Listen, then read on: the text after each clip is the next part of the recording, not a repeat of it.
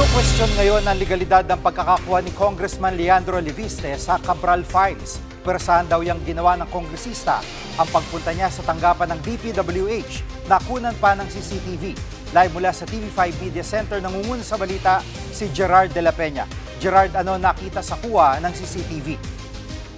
Jiggy, September 4 nang nagpunta itong si Batangas 1st District Congressman Leandro Leviste doon sa DPWH. At bandang alas 5:30 ng araw na yun ay nagpunta ito doon sa opisina ng namayapang si Undersecretary Catalina Cabral. Pagkatapos ito ay nagpunta ito doon sa programming office at kasunod na dyan si Cabral. Bandang alas 6 ng gabi, sabay na itong lumabas ng programming office at makikita doon sa CCTV footage na may hawak ng dokumento itong si Leviste. At parang may pinapaliwanag sa kanya itong si Cabral. At ito raw yung araw na napasa kamay ni Leviste, itong tinatawag na Cabral Files. Hinahanap daw ni Leviste kay Cabral yung listahan ng mga mambabatas na may mga insertions at may mga proposals para doon sa 2025 budget ng DPWH. Pero ayon sa staff umano ni Cabral, ay persahang kinuha ni Leviste itong mga dokumento mula kay Cabral. Kaya kung makita natin doon sa mga letratong inilabas ng DPWH, makikita natin may sugat yung kamay ni Cabral dahil dito. Dugaan pa nga raw yung damit ni Cabral dahil sa paper cut. Jiggy. At Gerard, ano naging reaksyon ni Congressman Leviste dito sa sinasabing illegal na pagkakakuha niya ng mga dokumento?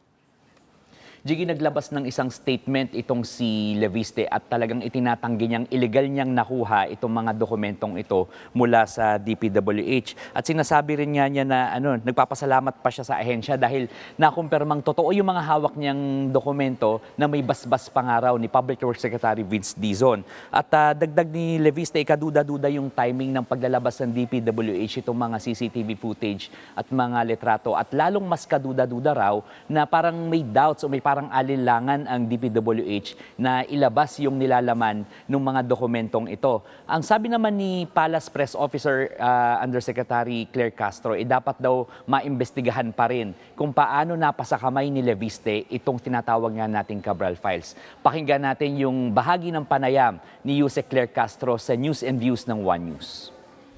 Sa unang-una kasi, syempre kapag kukuha ka ng dokumento, dapat voluntaryo yung pagbibigay sa'yo. Kasi kung pinuwersa mo to, so maaari ka pang gumawa ng mas illegal na bagay dahil nagawa mo na mang-agaw ng dokumento. Wala po akong ibinibid na Congressman Leviste dahil wala akong personal knowledge on that. Right. So ang kailangan na lang po dyan ay talagang malaman, maimbestigahan kung paano nga ba niya nakuha yung files. At Gerard, dinadawit din ni Congressman Leviste si Secretary Dizon sa mga insertion at allocable sa aligasyon ni Leviste at ano ang payag ni Secretary Dizon dito? Tama, Jiggy, sinasabi nga nitong si Congressman Leviste na may mga flood control projects daw itong si Dizon na pinondohan ng allocables at ng budget insertions nung ito ay nandun pa sa Bases Conversion and Development Authority o BCDA. Kasi kung maaalala natin, itong si Secretary Dizon ay President and CEO ng BCDA mula 2016 hanggang 2021. Pero ang sabi ni Secretary Dizon sa isang pahayag, talagang dinedenay niya ito, mariin niyang idinedenay itong paratang na ito at ito ay malisyoso at walang basihan itong akusasyon na ito. Sa kahiwalay na statement naman, sinabi ng BCDA na wala silang anumang flood control project sa pinondohan ng allocables at ng budget insertions. At ang sinabi rin ng ahensya na yung kanilang mga projects ay approved government projects na pinopondohan ng National Treasury. Yan muna ang latest. Balik sa iyo, Jiggy. Yan ang ulat ni Gerard de la Peña live mula sa TV5 Media Center.